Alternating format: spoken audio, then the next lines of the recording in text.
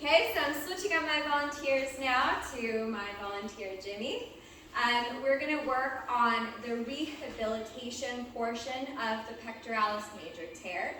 And for this, we're going to be using a towel that is folded up and a lightweight dumbbell if the athlete is ready.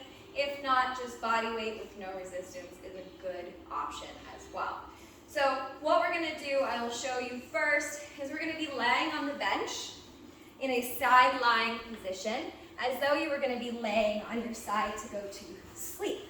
Then we want to stack the shoulders over each other, and we'll place this towel under the arm and between the rib cage and the arm. We're going to be working internal rotation.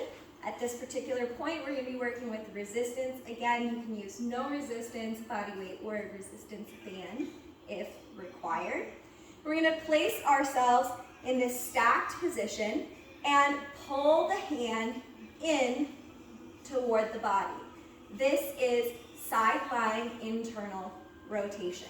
We want to make sure that we're not leaning forward or leaning backward, and that we are securely stacked, shoulders on top of each other.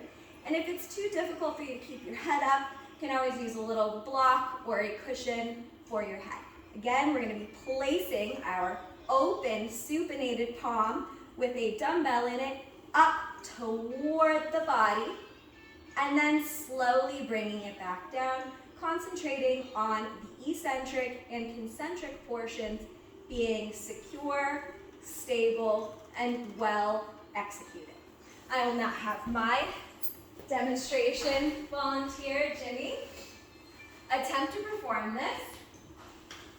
And lucky for Jimmy, who has just been diagnosed with a subscapularis tear, this rehabilitation exercise will work not only for his pectoralis major, in case he tears that, but for his subscapularis that he's currently dealing with. So, do you feel like you can handle a small lightweight dumbbell? I do, yes. Okay, well there's your dumbbell.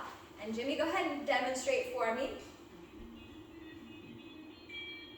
Good. Now when we're performing this exercise, if you notice, try and perform it again, the motion of his arm isn't necessarily straight like it should be.